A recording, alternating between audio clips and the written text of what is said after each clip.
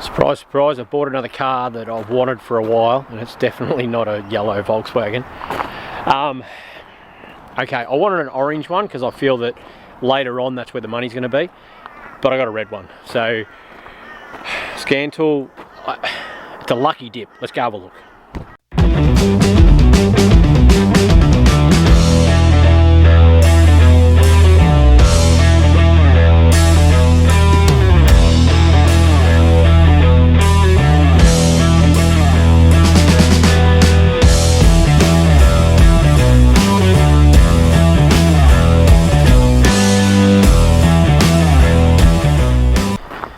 Down in Brisbane today, thought I'd call in and see a mate. He buys a lot of cars, like a lot of cars.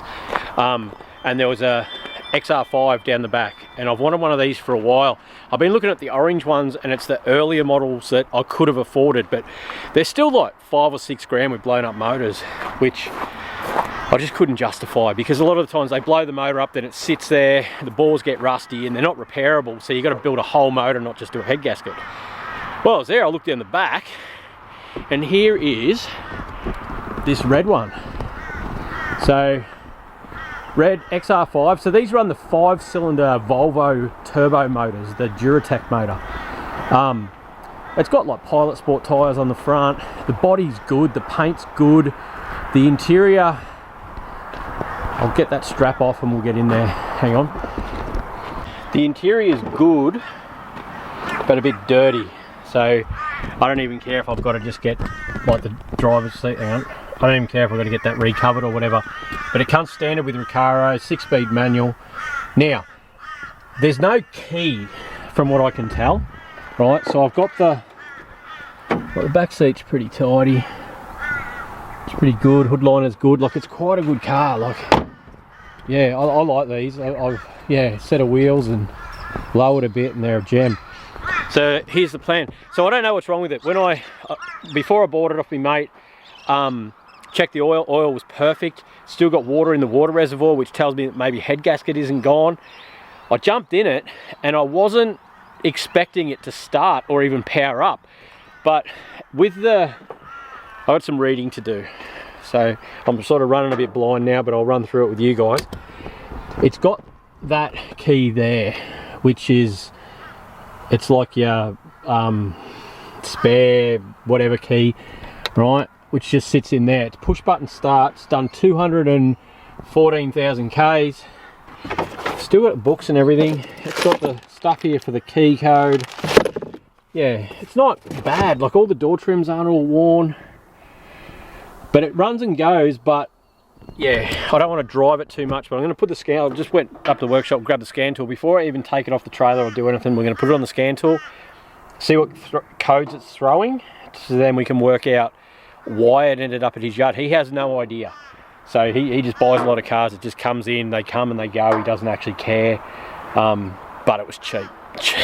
I like jumping out of his skin. I'm so happy. But anyway, all right, let's put this scan tool on and see what it's going to tell us. Okay, so 3 codes. We've got one that's, I don't know if you can read that or not. It says rail system pressure too high. So that's a different one.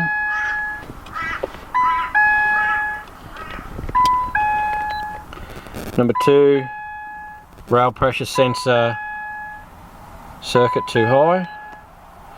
And fuel rail sensor pressure too high. Okay. They're not bad at all, so I'll just clear them, erase codes.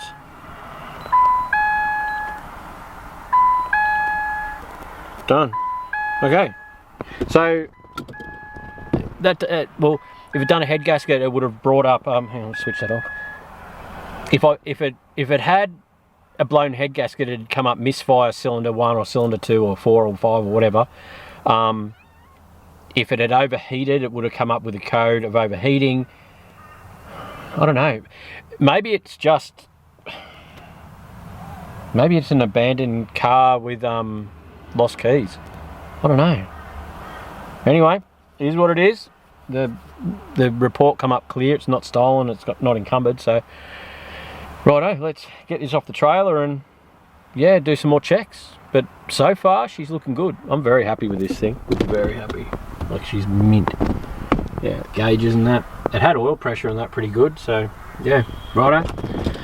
Let's get her off the trailer. Running out of daylight quickly.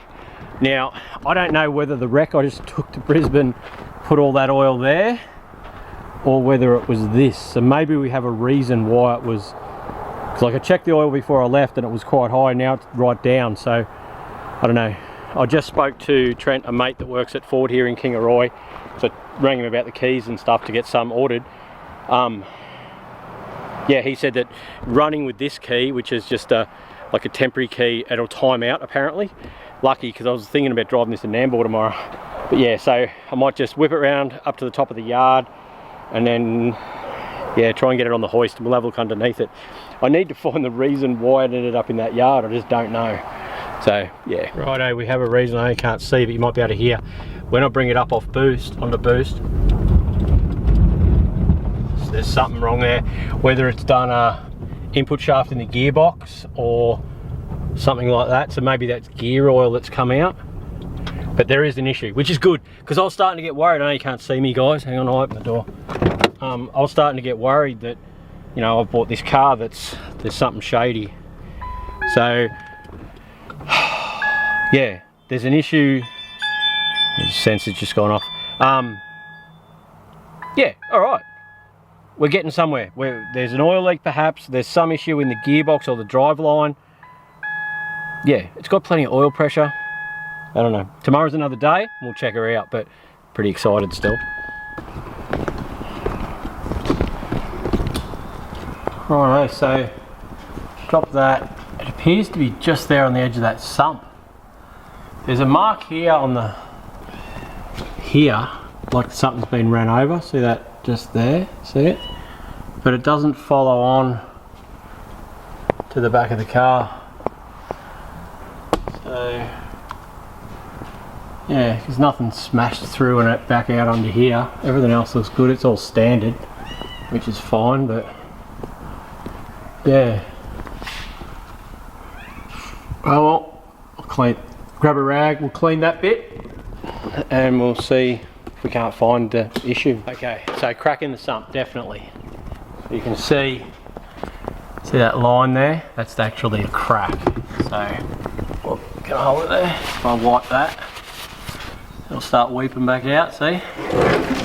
So what I'm going to do is I'm going to get some ultra grey and I'm going to seal that crack up, and then so it holds oil, because remember it was rattling when it come up off idle, so it could have done a big end, but I don't want to try and drive it without sealing that up properly. So seal it up. I'll have to pull the sump off, either replace the sump or get it welded, which is fine, but you can't weld it in place there because it'll be, the oil could catch fire inside the engine. But that's, yeah, it just troubles me that it got rattly up off idle, which means maybe it hasn't done a big end yet. I might be able to just put bearings in it, but I don't want to, don't know. It had heaps of oil pressure still. Maybe I'll get away with dropping the sump and putting bearings in it. We will find out. Anyway, let's seal this up and see if we can't drive it. On ultra black, when they say it's oil resistant, I don't think that's quite what they had in mind, but that's sealed and not leaking, so let that dry, get that thing out of the way, put some oil in it, and we'll see what it's doing. How hard is it to get the sump off this, is it? It's not too bad. Alright, maybe it might take bearings, we'll see how we go. It leads me to believe it'll take bearings because at idle there's no knocking, which means fuck all really. But anyway, we'll see. Wishful thinking. Good news and other news. Righto, oil leak's not leaking now because of that goo. I'm about to do some research because it, okay, so revs, boosts, goes, it's fine, but just off, when you go to take off, it's like a grinding. So like a broken engine mounts, allowing the engine to come up enough to like rattle on something, or maybe a wheel bearing's gone, or I don't know, like it's not showing a lot of crap on the wheels for it to be a wheel bearing. I put the heat gun on it, oh actually that one's pretty clean, and this one's got a bit more detritus. So maybe it is, maybe it's done a wheel bearing. Don't know. I'm about to Google and see what Google has to say about these. But yeah, so I did just get offered another one, a diesel one though. So I don't know if the shafts are the same or the bearings, but anyway. Do some Google and I'll let you know. Righto, I'll take you for a drive, show you what it's doing before I start pulling it apart. So my theory is, I'll show you in reverse, it doesn't seem to make the grinding. It makes the grinding when you first take off, so the engine must move. I think it's the engine mount on the gearbox side, because I think it's moving enough to allow it to do it, and then once you take off, it's fine. If I take off real slow and just don't let the engine jump, it's all good, which means if it was a wheel bearing, it'd just happen. There'd be no going slow to not make a bearing grind. But if it is the engine mount that's gone, and I'll show you when I get into the engine bay, I can sort of see there's like oil on top of the gearbox, because I think they're a liquid filled mount, right? So I think that the liquid's come out and gone down and created a bit of a mess. So it's all leaning towards that engine mount, but I just thought I should take you through a drive, show you what it's doing, and that way if your one's doing the same thing, it might be helpful. So we'll get this out, just warming it up, and yeah, I've got to order keys for it because it's actually saying here no key detected, so I don't know how long it's going to let me drive around. But like, oil pressure is perfect, everything seems to be good. It does have a bit of a rough idle, which could be part of the engine. Like, it feels like it's rough at idle because the engine can move around a bit, I think. But yeah, so let's go give it a bit of a drive and show you what's going on. Okay, right. So you have to listen, right, and you'll hear the grinding. So feel that, how it's, but then if you go that way, oh, hang on, see, it's like real bad.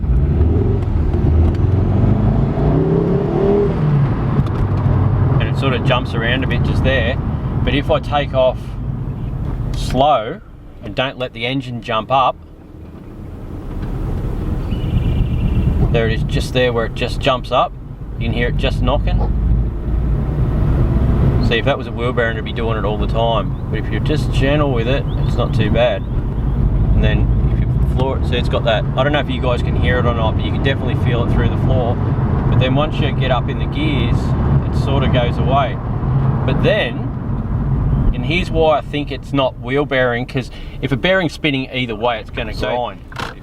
If I go into reverse, which when you go forward, right, the torque of the engine will pull one way, but when you go in reverse, the torque's actually the other way. So in theory, it shouldn't make it do it in reverse. So, which it doesn't, and you can floor it and nothing. But then you go into forwards, you can feel it, can't you, Savannah? Yeah. That it's, yeah, definitely like, yeah, so.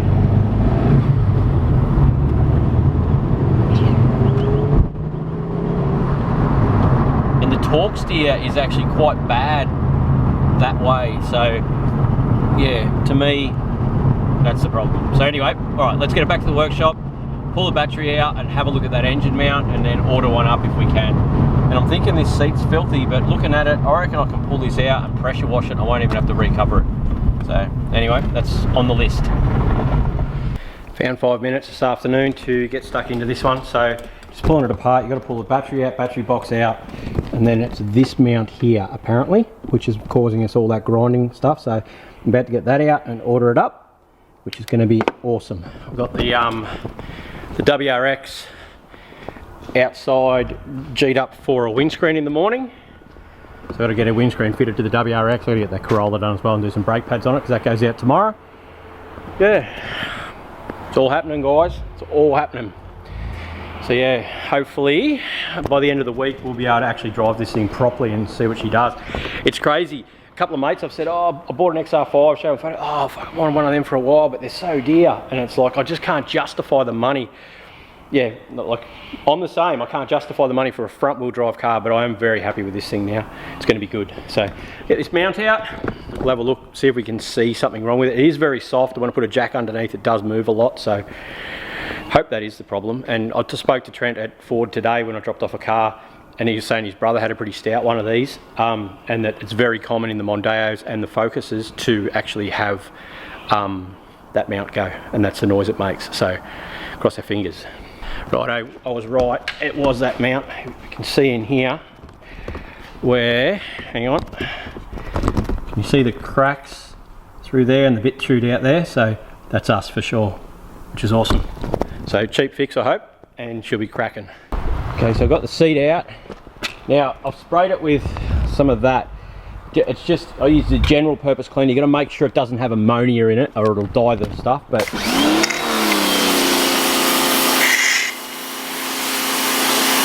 at that, brand new.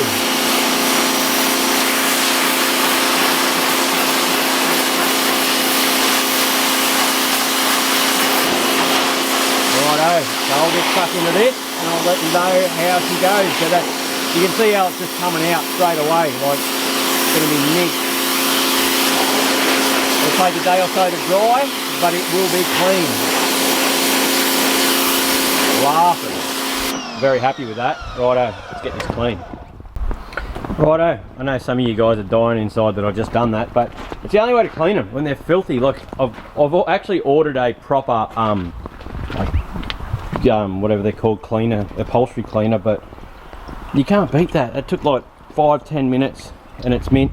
That'll dry out and we've got brand new seats. Remember how grubby that was? Awesome, eh? Sweet. Now I've got to go buy some more spray though because I ran out, and I'll do the other side. Awesome. Righto, that's both fronts done. So that's that one drying and that one drying. The passenger wasn't anywhere near as bad as the driver's, but that'll just clean that interior up. The rest of it's really good. The rear seat has a little bit there, but as I said, I've bought one of those interior cleaners. It doesn't really warrant, there's no human slime all over that. The back hasn't even really been sat in, I don't think. I'll give that a proper upholstery clean. Yeah, but that's good. All the human slime out of them. Yeah, that'll just, because it looked terrible inside this thing, didn't it? But it's going to be mint. I'm just waiting now on the parts to put it back together. And I'm going to order a, I don't know if you remember the like big Android stereo system, like for in there, touchscreen one. I'm going to order one of them for this, the same as what I put into the Forester. So cool. Excited as, it's going to be awesome. The wheels I was going to put on are the wrong ones. They're 5x114 Ford pattern. These are 5x108, so these are the same as like early Holden, Astra, that sort of thing. So it's going to be a little bit harder to find wheels than I thought, but then I'm going to have to buy wheels. But for now, these ones are round, I suppose. I don't know. I've got a wheel issue, as you guys know. Righto, very happy. Hopefully that dries out today. Made a bit of progress. Seats are back in, so you can see how clean they are now, so that's pretty good. I'm pretty happy with that. The new keys have turned up, so I've got my programmer guy who's going to come out and cut them, and I'm waiting on the engine mount, so that should be here in the next couple of days. So we'll be driving this again very soon, but at least it's all back together and it's clean in there now. I'm going to wash the mats because they're a little bit funny. The saga continues. Okay, so this week I've had the key guy out. I ordered 2 keys off eBay. Now the keys that I ordered program and match to the car and can be cut. They were just like the $25 keys you buy off eBay, which are fine, but the problem is the XR5 runs a fob key with a slide-in bit, which you can't buy aftermarket, because apparently when you have the key in the car, it actually is boosted to a signal thing that's in the roof in order for it to detect the key. The only way to get it to run is to put the key into the ignition, because it has a reader there at the ignition, but you don't actually use an ignition because it's push button start. So I've just had to order keys. Trent at Ford looked after me though. They were like 860 bucks or something like that for 2 keys. I know that's expensive, but there's no other way around it. So I appreciate him doing me a deal. Now a sump is about $1,600 for a new one, 1,600 or 1,800 bucks to fix that crack that we had, or we still have. Where's my light? Right, so I've still got that silicone on there. It's weeping a touch, but as you can see, it's not too bad. Now, I've replaced the top engine mount, that's gone in, and I drove this last night. Sorry I didn't take his with me, it was pretty late, it was dark. And the noise it's probably half of what it was, okay? So there must be another mount. So I've just got under here now, and we've got this rear mount here, and there's a crack up in there. So I've got to order this mount now, and I'm gonna, because I can't even see where it's rubbing, that's the thing, or where it's making the noise. It must allow the shafts to be on the wrong angle or something, because there's nothing under here that I can see that's bad. Like, those rubbers are good. That one's good. Like, I can't see where the noise can be coming from. So, but all in all, I'm still very, very happy. Like, all the body mounts are good. Yeah, so Tuesday the keys turn up, get them cut. I'll order that mount. Probably that mount will turn up around the same time. Like, you can even see how that mount there's sitting. Like, it's just not quite right. So we're going to drop this down now. We'll have a look for the top mount and see if the top engine mount, replace them all, and then it's done. They're not expensive. Wheels are a bit of a pain in the ass, but I'll work that out. Follow the process and it'll end up good. But yeah, the inside of this thing's sweet now. Next piece of the puzzle, another engine mount for the XR5. Just drove the WRX over to get it, and the check engine light kept coming on. But remember when we first got that going, the injectors on the passenger side had to give them a hit to get them to work. I just put some Optimax in it because that has a bit of an injector cleaner in it, I think from standard, that fuel, or that used to, and I put some injector cleaner in, and the check engine light's gone off, and it's got a bit of poke now. So she's coming along, the old WRX, which is good. But yeah, XR5, I'm still waiting on the top mount, but I want to get this away from the hoist because I just had a turbo cruise come back that I had an engine fitted, and there's issues with that now, so I've got to fix that now myself. Might have to actually put another engine in it again, but anyway, let's XR5 it up. Keys got done today. The keys were $886 or something for 2 keys and the transponders and everything, but at least now we have keys for this thing, so we can actually drive it. I was worried to drive it because the boys at Ford said that the emergency key not detected, you can do a certain amount of keys and it'll shut itself down. So I was just scared to go too far. So yeah, I'm pretty excited. Is that a crack in the windscreen? Oh, it is. Oh no, it's not. Yes, it is. I don't know if it's a crack or not, but it's not real good. But anyway, I'll put a banner across the top or something. Never ending this car carry on. That'll definitely do it. Like, look at that. That's absolutely shagged. So that's the new one there. See, it's all together. And then that one there's just absolutely rooted. The other one, if you are doing them, anyone, is this one here. So that's what that looks like. There's that bush in there, but that there seems to be fine. You got to undo that to get the other one out. So yeah, my fix on the sump there, remember that? I've driven this a little bit and it's still holding. It's not really leaking. So I am going to put a sump on it. I can get a sump, they're $1,600 or something in Australia. It looks like in the UK, because these are pretty popular in the UK, it's about £160 plus £50 postage, so $250, $300 or something like that. I should be able to get one, so I'll order one up and we'll swap it over. Righto, let's get this mount in. Just waiting for this to get a little bit of temp in it, but how good do those seats come up? So happy with it. Righto, so we're going to test drive it now. So I've done the top mount on the passenger side and the bottom one. The driver's one I can just do without the hoist. I don't know, it's not as bad I don't think as the other ones. So let's take it for a drive and see if she grinds still. Crossing my fingers that it doesn't. But she's it seems to be idling nice, like the engine's not jumping around and stuff, so fingers crossed. Here we go. Okay, I don't know if you guys are going to be able to, if I switch that on, is that better? Going to be able to hear it, but we'll give it a go. So listen for the grinding. It's just there still. Hear that? It's there.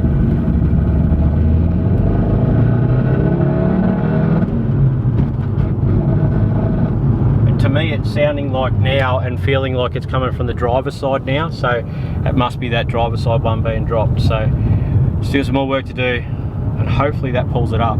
If it is the box, I don't care, like I bought it cheap enough. But righto, I'll give this a bit more of a drive, and then we'll put her away until the other mount turns up. We're getting there, slowly, very slowly.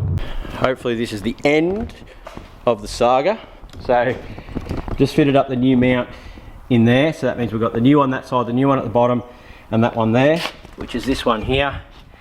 You can see it started to split there, and see that liquid there, these are liquid filled apparently. So yeah, let's drive it. So it's going to do.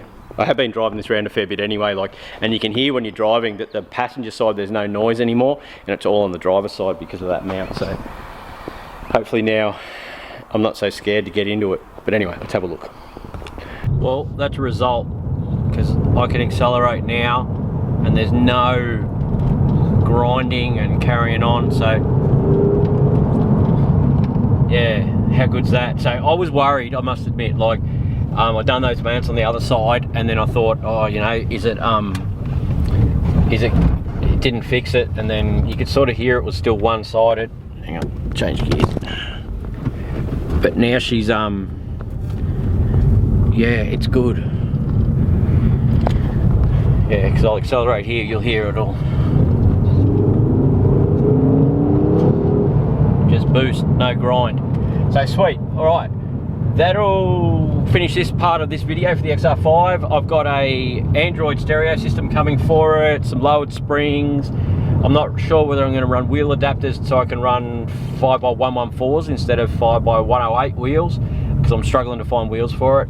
I've got the other wheels, and exhaust. We're doing a bit of scrapping today and processing cars, and I've saved some 2.5-inch exhaust with some bends and stuff to delete that rear muffler. So in the next one it'll be wheels, lowered, exhaust, and some interior bits. I might even send the steering wheel away to get redone, and a new gear knob, because this one's average at best.